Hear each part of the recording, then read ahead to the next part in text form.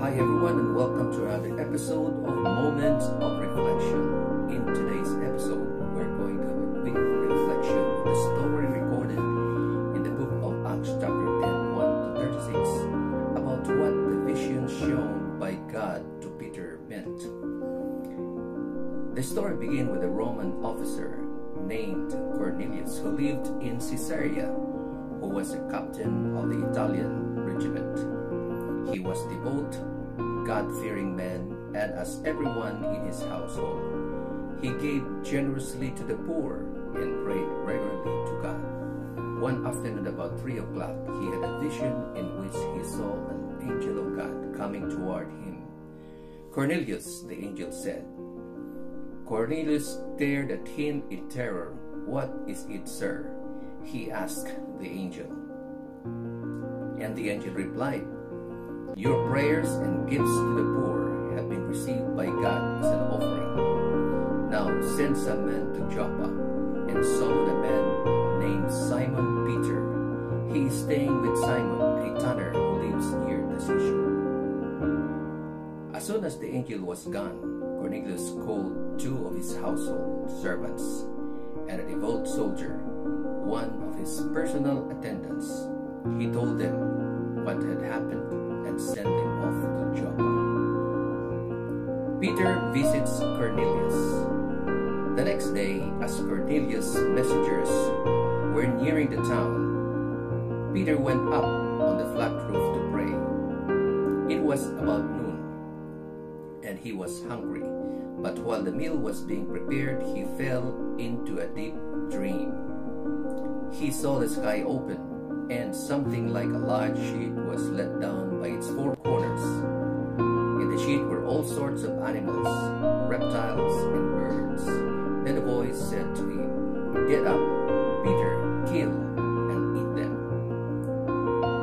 "No, Lord," Peter declared, "I have never eaten anything that our Jewish laws have declared impure and unclean."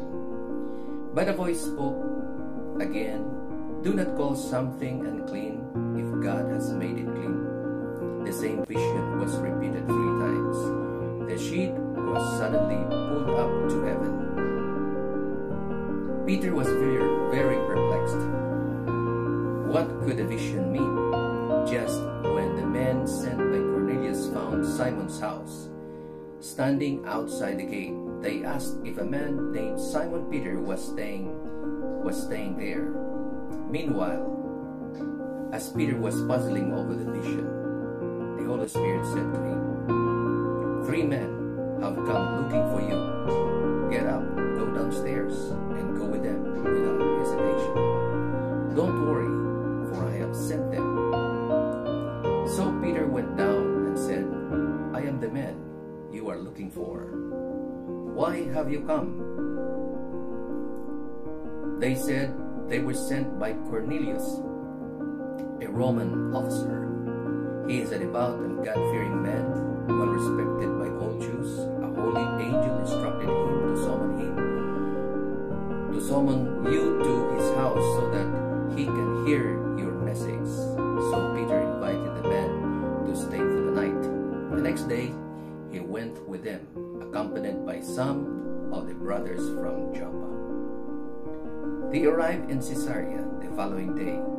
Cornelius was waiting for them and had called together his relatives and close friends. As Peter entered his home, Cornelius fell at his feet and worshipped him. But Peter pulled him up and said, "Stand up. I'm a human being just like you." So they talked together and went inside, where many others were assembled. Peter told them, "You know it's against our laws for a Jewish man to enter a Gentile home like this, or to associate with you. But God has shown me that I should no longer think of anyone as impure or unclean. So I came without objection as soon as I was sent for. Now tell me why you sent for me." Cornelius replied, 4 days ago, I was praying in my house about this time, 3 o'clock in the afternoon. Suddenly a man, dazzling clothes, was standing in front of me. He told me, Cornelius, your prayer has been heard, and your gifts to the poor have been noticed by God. Now send messengers to Joppa, and summon a man named Simon Peter. He is staying in the home of Simon, a tanner who lives near the seashore. So I sent for you at once, and it was good for you to come. Now we are all here, waiting for God to hear the message of the Lord given to you. The Gentiles hear the good news. Then Peter replied, I see very, very clearly that God shows no favoritism. In every nation he accepts those who fear him and do what is right.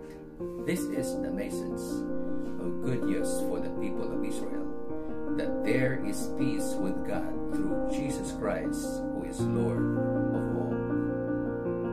Well, friends, there you have it. And now it is for you to appreciate and reflect on what is the true meaning of the vision. May God enlighten your mind and discern what the vision really meant. Well, friends, this is all we have for today, and see you tomorrow in another episode.